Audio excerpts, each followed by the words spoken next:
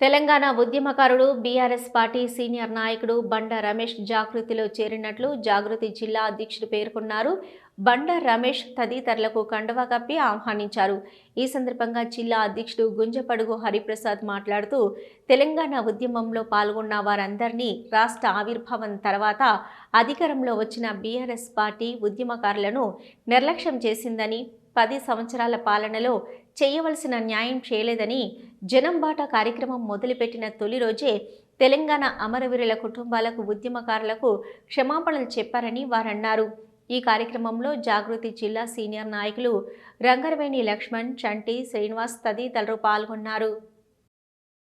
తెలంగాణ ఉద్యమకారుడు BRS party senior నాయకులు బండ రమేష్ గారు ఈరోజు కవితమ్మ నాయకత్వంలో పనిచేస్తా, కవితక్క అడుగులో అడిగేసి ముందుకు కదులుతామనేటువంటి ఆలోచనతో వారు ఈరోజు జాగృతిలో చేరడం జరిగింది.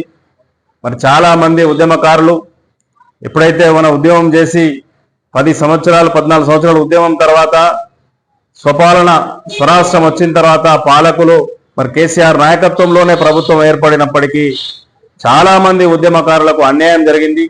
ఏదో కొద్దిమంది ఉద్యమకారులకు వారు చేయగలిగినంత చేసినారు, మిగతాదంతా ఉద్యమానికి వ్యతిరేకంగా పనిచేసిన వాళ్ళకే లబ్ధి జరిగిందన్నటువంటి ఆలోచనతో ఈరోజు ఉద్యమకారులందరూ ఉన్నారు.